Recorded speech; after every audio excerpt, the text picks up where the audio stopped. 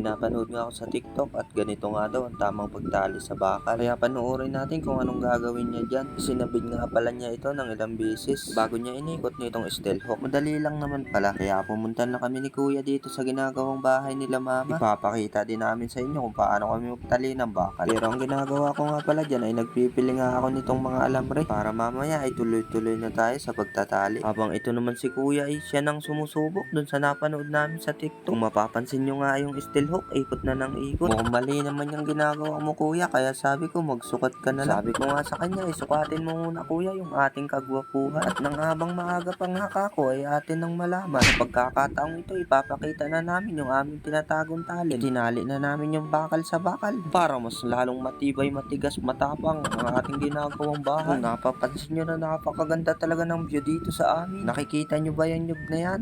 Yan yung inakyat kong niyog na nagkuskusan ng aking mga lato-lato. Pinalayas muna ako saglit ni kuya dahil wala man daw akong magandang magawa. Piliin mo muna ika doon yung mga bakal at pagpuputulin mo. Grabe naman palang bigat ng bakal na ito. Magkano na kaya ang kilo nito ngayon? Pag may dumaang bakal buti ay magbibinta muna ako ng kaunti. Pambili lang bukas ng kape. Kaya lang pag nalaman ito ni mama, siguradong ako'y magagarot. Matapos ko nang piliin yung ating mga bakal na pambinta ay puputulin pala. Pumunta na agad ako dito sa may puno ng mangga para simulan na nga yung aking walang kwentang ginagawa. Parang marunong din magsukat at sinukat pa talaga. Pasensya na nga pala kayo sa aking voice over. Napakalakas ng hangin. Mana kasi sa akin yan, napakahangin. Pagkatapos kong masukat ito ay nilaghari ko na. Ganyan nga pala magputol ng bakal ang mga pogi. Kung napapansin nyo na napakaganda pa ng sikat ng araw dyan, maaga pa kasi. Pwede pa tayo magpainit nyan dahil yan ay vitamin C. Kung napatanghali na, vitamin D. Kung makikita nyo nga ganyan pagkagawa ko ng mga pinutol kong bakal. Grabing gaganda niya, para siyang tilok ng pana, nakakawangha. Tapos napansin ko dito si Kia na mukhang nag-aaral pero nag-EML lang pala. Kaya pinayuhan ko siya, nagalingan niya mag-EML para mag-mythical na. Sabi sa akin ni kuya na siya na daw magkikilo nitong bakal.